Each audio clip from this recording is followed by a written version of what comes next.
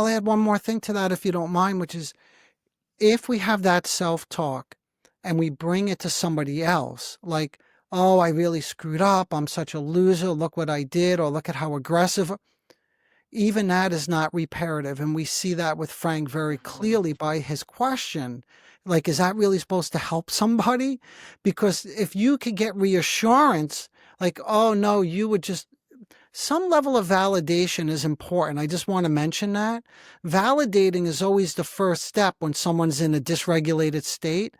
But we don't stop there. Again, in the psychodynamic field, that's the first step.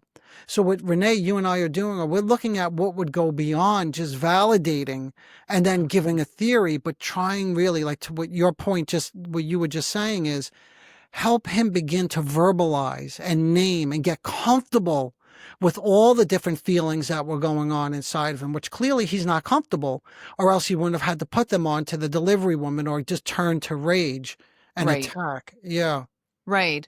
When you have a person that is in, this narcissistic tendency, that back to what you were talking about, is whenever they do feel vulnerable or needy or Hmm. helpless, any of those feelings that are, what you're going to categorize over here as being needy or being vulnerable, they can't handle them. They Yeah. can't, these just trigger that frustration and rage. And so then, I've talked about before, they come out in an explosion with anger and rage, or they come out with an implosion of victim and shame, like I'm such a bad person. and Yep.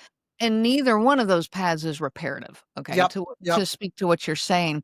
Yeah. Because in the situation where somebody, is feeling that shame and says, "I can't believe I'm just such a bad person," and they walk away or stay there, either way, that's not an apology. It's not a way to fix anything, because what it does is kicks you into fix it mode for them. Like what you're Yeah. saying, we're validating and over validating. Now we're trying to pump them back up.